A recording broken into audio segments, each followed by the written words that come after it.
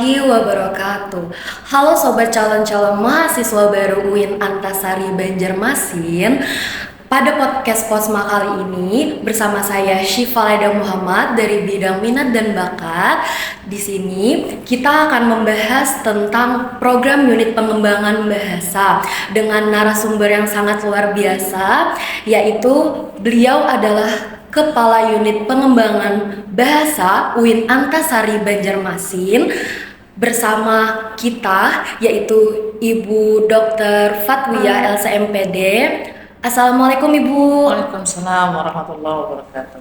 Ini bagaimana kabarnya Bu? Alhamdulillah baik. Gimana mahasiswa?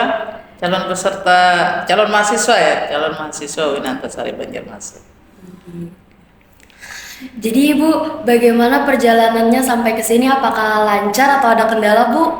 Alhamdulillah lancar, dekat karena di sekitaran di lingkungan UIN Antasari ya. Jadi ya membiasakan sesuai dengan spanduk-spanduk di kita, membiasakan untuk berjalan kaki supaya sehat. Nah itu. Betul, Bu. Jadi, sobat-sobat calon mahasiswa baru UIN Antasari Banjarmasin, program pembelajaran bahasa asing yaitu bahasa Arab, bahasa Inggris adalah program wajib yang ada di UIN Antasari Banjarmasin ya Bu. Betul. Dan program ini adalah unit pengembangan bahasa. Jadi, unit pengembangan bahasa sendiri itu diperuntukkan untuk mahasiswa maupun mahasiswi UIN Antasari kan Bu? Betul. Dan terkhususnya untuk para calon mahasiswa baru UIN Antasari Banjarmasin. Jadi, saya Syifa dengan Ibu Fatwiyah akan membahas lebih dalam lagi nih tentang unit pengembangan bahasa, dan tonton sampai akhir, jangan sampai terlewatkan. Jadi Ibu, bagaimana nih teknis sistematis jalannya program UPB di UIN Antasari Banjarmasin Bu? Oke, jadi UPB itu adalah salah satu unit atau lembaga yang mewadahi program bahasa yang ada di UIN Antasari. Nah, kenapa ada UPB? Karena kita punya visi, ya kan? Visi UIN itu adalah unggul dan berakhlak. Unggul, salah satu indikator unggul itu adalah bisa dan mampu untuk bersaing di kancah internasional, betul ya? Nah, jadi kita perlu modal untuk bisa bersaing tersebut. Salah satunya adalah modal bahasa. Sehingga UPB diberi tugas dan wewenang untuk mengelola program-program kebahasaan khusus untuk mahasiswa. Nah, itu yang karena di sini berbasis mahasiswa, maka Ibu akan membahas terkait dengan mahasiswa. Adapun program yang wajib untuk mahasiswa itu ada 4 sebenarnya. Ada program bahasa Arab, ada program bahasa Inggris, kemudian ada program pembelajaran tahsin Al-Quran, dan satu lagi adalah program pembelajaran bahasa Indonesia untuk penutur asing. Nah, jadi kalau untuk mahasiswa asing itu ada tambahan pembelajaran BIPA. Nah, untuk mahasiswa lokal itu ada 3. Jadi tahsin itu adalah program pembelajaran membaca Al-Quran. Karena kita Universitas Islam, otomatis membaca Qurannya harus bagus dong, harus benar dong, ya. Jadi di sini diberi kesempatan untuk belajar tahsin Al-Quran. Nah, bagi yang mengambil tahsin, maka dia tidak bisa mengikuti pembelajaran bahasa Arab dulu. Dia harus tahsin dulu, baru setelah lulus tahsin ke bahasa Arab. Tapi kalau bahasa Inggris itu sudah bisa diambil di semester 1. Nah, kemudian tadi bahasa Arab. Bahasa Arab itu 2 semester. Ada bahasa Arab A, ada bahasa Arab B. Kalau tahsin cuma 1 semester. Tapi kalau dia tidak lulus, dia harus mengulang kembali. Nah, oke. Kemudian bahasa Inggris juga ada A dan B. Nah, perpindahan dari A dan B, kalau dia sudah lulus bahasa Arab A atau bahasa Inggris A, baru dia bisa mengikuti bahasa Arab B dan bahasa Inggris B. Nah, bahasa Inggris B. Jadi kalau dia tidak lulus di A, maka dia harus mengulang. Nah, sampai lulus. Nah, itu sistematikanya. Jadi mahasiswa baru ya akan langsung otomatis terdaftar ketika dia bayar UKT. Maka kami akan mengambil data di Siakat. Jadi kalau mahasiswa yang terdaftar di Siakat itu 1.900 misalnya atau 2.500, maka sebanyak itulah yang akan mengikuti program di UPB. Nanti akan terbagi, dia mengikuti program tahsin kah, mengikuti program bahasa Arab kah. Kalau bahasa Inggris otomatis sudah dia A. Nah, seperti itu. Nah, kemudian kebijakan baru dari tahun kemarin bahwa program bahasa ini wajib di semester 1 dan 2. Jadi tidak lagi mahasiswa itu memilih nanti aja mengambilnya, nanti aja di semester 5 misalnya mengambil program bahasa, tidak bisa. Jadi bahasa Arab dan bahasa Inggris ataupun tahsin itu wajib diambil di semester 1 dan 2. Kecuali nanti ada yang tidak lulus. Saya yakin mahasiswa UIN Antasari dengan semangat yang luar biasa, apalagi calon-calon mahasiswa ini tentu punya semangat, punya keinginan untuk bisa, sehingga pembelajaran itu akan berlangsung lancar, kondusif, kemudian lulus dengan waktu yang sudah ditentukan. Nah, seperti itu sistematikanya. Jadi mahasiswa akan mengikuti itu di semester 1 dan 2. Seperti itu. Berarti jadi untuk calon mahasiswa baru nih kan Bu, tidak perlu lagi repot-repot untuk mendaftar ulang dirinya, Betul. masuk program pembelajaran bahasa, yaitu karena sudah otomatis kan Bu ya, Iya. pas terdaftar di UIN Antasari begitu. Betul. Jadi apakah diwajibkan nih program UPB ini untuk mahasiswa maupun mahasiswi UIN Antasari Banjarmasin Bu? Betul, dia adalah program wajib yang harus diambil oleh mahasiswa dan mahasiswi. Ya, makanya tadi ketika dia terdaftar, dia bayar UKT di semester 1, itu sudah nanti akan ditagih bayaran UPB. Berarti tandanya bahwa itu wajib. Kalau tidak ditagih berarti tidak wajib, ya kan? Nah, kemudian karena kewajiban, kenapa sih wajib gitu? Kenapa wajib? Bisa aja kita belajar di luar misalnya. Kenapa harus di UPB misalnya? Karena UPB punya standar apa yang harus dikuasai oleh mahasiswa UIN dan mahasiswi ya. Kalau dalam bahasa Arab ketika menyebutkan lafadz mudzakkar atau untuk laki-laki mahasiswa itu sudah include mahasiswi ya. Kalau dalam bahasa Indonesia sih harus disebut ya i-nya ya. Oke. Nah, jadi wajib seperti itu. Kenapa kok wajib? Karena itu adalah syarat untuk bisa mengikuti KKN, syarat untuk bisa sidang skripsi ya. Jadi kalau tidak ada nilai dari UPB atau tidak ada nilai pembelajaran bahasa, baik bahasa Arab, bahasa Inggris, tahsin ataupun BIPA bagi mahasiswa asing nanti, maka itu tidak akan bisa mengikuti ujian skripsi seperti itu, yang otomatis akan tertunda kelulusannya, ya kan? Sayang dong, sudah mau skripsi, ternyata belum mengambil ini karena dia tidak lulus, malas misalnya nanti mengambilnya, kemudian mau sidang tidak bisa, maka akan tertunda, akan sangat repot berurusan dengan sesuatu yang di luar jalur ya. Jadi Ibu harap sih calon peserta mahasiswa itu mengikutinya sesuai jalur agar di kemudian hari itu akan memudahkan kalian, karena sesuatu yang mudah di awal itu biasanya sulit di akhir. Tapi kalau sesuatu itu sudah susah dari awal, susah dalam tanda kutip ya, artinya ya kita harus bangun pagi dan lain sebagainya, itu bersusah-susah dahulu, di akhirnya akan memudahkan kita sendiri. Di akhir santai. Ini sudah yang susah belum dilalui, kemudian skripsi itu berat, ujian itu berat, menumpuk di situ. Akhirnya rambut semuanya berdiri karena sakit, karena pusing, sumpek dan lain sebagainya. Nah, Ibu harap sih tidak seperti itu ya. Ini bagi calon mahasiswa, kalau semuanya itu diikuti dengan sesuai jalur yang ada, itu insya Allah semuanya akan berjalan lancar. Iya. Seperti itu.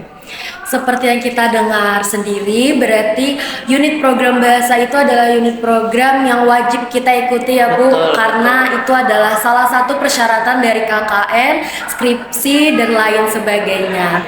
Jadi Bu, apa sih manfaat dari mengikuti program unit pengembangan bahasa di UIN Antasari Banjarmasin Bu? Oke. Nah, kan tadi sudah kita sampaikan bahwa itu wajib, yang berarti manfaat itu sangat besar. Yang pertama, manfaat yang ada adalah penambahan kompetensi. Artinya kita punya modal bahasa, kita bisa setidaknya kita bisa membaca bahasa Arab itu dengan baik dan benar. Walaupun tidak bisa berbicara berbicara dengan orang Arab, dengan orang Inggris secara lancar, itu bisa, tapi bagi mahasiswa yang sangat punya motivasi tinggi itu akan bisa berbahasa seperti itu. Tapi minimal kita yang tidak punya basic bahasa itu akan mempunyai pengetahuan terkait bahasa, membaca dengan baik, kemudian bisa membaca literatur yang berbahasa Arab atau berbahasa Inggris, ya kan? Tahu cara menulis bahasa Arab yang betul. Nah, itu manfaat kompetensi namanya. Yang kedua adalah manfaat dalam hal pendidikan karakter, melatih disiplin kita. Nah, jadi sesuatu yang berat, sesuatu yang baik ya, sesuatu yang baik itu harus dibiasakan. Karena sesuatu yang baik itu berat. Dia harus punya pembiasaan. Contoh dengan UPB, kita harus bangun habis subuh, tidak boleh tidur, ya kan? Karena masuk UPB jam 6.40. Nah, jam 6.40 harus sudah masuk, berarti kita berangkat ke kampus jam berapa? Paling tidak jam 6.15 atau jam 6 bagi yang di sekitaran kampus mungkin jam setengah 6 karena 5 menit sudah sampai misalnya. Nah, itu berat. Padahal kita capek Bu, malam bekerja, malam mengerjakan ini, mau tidur habis subuh. Nah, itu berat, tapi dengan pembiasaan seperti itu kita akan mendisiplinkan diri kita. Nah, itu ada pendidikan, ada unsur pendidikan karakter di situ. Jadi kalau disiplin, orang yang berdisiplin itu tidak mungkin hanya 2 atau 3 hari. Oh, aku sudah latihan nih, disiplin, sudah masuk presentasi sesuai jadwal. Hanya pas waktu itu, presentasi yang berikutnya akan tidak sesuai jadwal karena tidak terbiasa. Nah, ketika dengan UPB 40 kali pertemuan per semester, kemudian dalam 2 semester, itu cukup untuk membiasakan diri kita, mendisiplinkan diri. Oh, aku kalau mau lulus UPB harus disiplin, harus masuk tepat waktu, harus mengerjakan tugas, harus lapor kalau tidak bisa masuk, harus melaporkan diri kepada tutornya. Itu kan mendisiplinkan diri namanya. Hal yang seperti itu tidak ada di dalam perkuliahan. Tapi dalam pembiasaan, UPB memasukkan unsur itu ke dalam proses pembelajaran. Jadi tidak hanya bahasa, tidak hanya kompetensi yang diajarkan, tetapi juga pendisiplinan diri, tepat waktu, dan bertanggung jawab yang dibiasakan oleh UPB. Nah, itu yang dua manfaat besar dari program yang dijalankan UPB seperti itu. Wah, seperti yang kita dengar ya kawan-kawan, banyak sekali nih manfaat dari unit program pengembangan bahasa itu sendiri. Tidak hanya kita bisa belajar bahasa asingnya kan Bu, bahasa Arab, bahasa Inggris, kita juga bisa bertanggung jawab kepada diri kita sendiri, yaitu seperti mengelola, memanajemen waktu, dan lain sebagainya. Jadi Ibu nih, bagaimana kita mendapatkan nilai yang kita dapat itu di UPB itu berpengaruh atau tidak untuk skripsi, KKN, dan lain sebagainya Bu? Oke. Nah, untuk nilai itu memang tidak masuk, bukan tidak masuk sebenarnya, dia 0 SKS. 0 SKS yang berarti dia tidak mempengaruhi jumlah IPK, indeks prestasi kumulatifnya. Tetapi dia adalah program matrikulasi, program yang mempengaruhi proses penyelesaian perkuliahan. Seperti yang Ibu sebutkan tadi, tidak akan bisa mengikuti skripsi kalau dia tidak punya nilai UPB. Nah, jadi itu, kenapa dia di 0 SKS kan? Karena memang dia banyak intensif, namanya pembelajaran intensif. Kalau perkuliahan hanya 16 kali, betul ya, satu semester, tapi kalau UPB ada 40 kali. Jadi tidak bisa disamakan. Kalau dikasih SKS itu ada 6 SKS. Kalau mahasiswa tidak lulus atau nilainya C akan mempengaruhi IPK. Jadi disimpulkan bahwa dia karena dia matrikulasi, dia intensif, maka di 0 SKS kan. Tetapi sebagai prasyarat untuk mengikuti ujian skripsi seperti itu. Baik, jadi seperti yang kita ketahui nih, untuk calon-calon mahasiswa baru UIN Antasari Banjarmasin pasti bertanya-tanya kan Bu, berapa lama sih UPB dan berapa lama waktu pelaksanaannya gitu. Oke. Nah, pelaksanaan pembelajaran intensif di UPB itu sesuai kalender akademik. Ya. Jadi ketika mahasiswa kuliah, UPB juga akan kuliah. Tapi biasanya UPB akan masuk seminggu atau seminggu atau 2 minggu sesudah perkuliahan dimulai. Karena UPB perlu menyiapkan mahasiswa ini masuk di grup mana, dari berapa 2000 mahasiswa itu diolah data menjadi 100 kelas, itu akan memerlukan waktu. Nah, itu masa perkuliahan UPB. Jumlah pertemuannya adalah 40 kali di setiap program. Jadi dalam satu semester itu ada 40 kali pertemuan, yang setiap minggu itu akan ada 3 hari untuk bahasa Arab dan 3 hari untuk bahasa Inggris. Nah, misal semester yang sudah kita lalui ini, bahasa Inggrisnya hari Senin, Selasa, Rabu. Maka bahasa Arabnya adalah Kamis, Jumat, Sabtu. Nah, semester depan akan kita ubah. Senin, Selasa, Rabu itu bahasa Arab, Kamis, Jumat, Sabtu akan bahasa Inggris. Nah, jadi itu selama 40 kali pertemuan. Jadi biasanya UPB akan masuk sesudah perkuliahan dimulai dan akan selesai sebelum UAS di setiap fakultas. Nah, kemudian jam masuknya adalah jam 6.40 sampai jam 8.20. Ada 100 menit pembelajaran dengan tutor-tutor yang sudah teruji. Kita tes beliau-beliau yang menguji sebagai tutor ya. Tapi kadang ada memang diganti karena tutor tidak bisa masuk, kemudian ada kendala, ada pengganti yang juga itu kami yang memilihkan penggantinya. Nah, itu jadi ada 40 kali. Kemudian ini perlu diketahui juga oleh calon peserta atau calon mahasiswa UIN Antasari yang akan mengikuti program, ataupun mahasiswa sendiri yang sudah jadi mahasiswa yang belum menyelesaikan program bahasanya. Ada 8 kali pertemuan yang dianggap sebagai pertemuan toleransi. Artinya mahasiswa bisa masih dibolehkan untuk mengikuti ujian kalau dia tidak masuk 8 kali seperti ini ya, 8 kali. Jadi kalau di atas 8 kali, maka dia sudah tidak bisa mengikuti ujian baik middle atau final test. Akumulasi ya, 8 kali dari 40 pertemuan. Itu boleh dianggap boleh tidak masuk, tapi dengan alasan yang jelas. Misal sakit, misal ada keperluan mendesak dia harus pulang misalnya. Nah, itu boleh, tapi hitungannya hanya 8 kali. Jadi jangan dianggap bahwa itu jatah.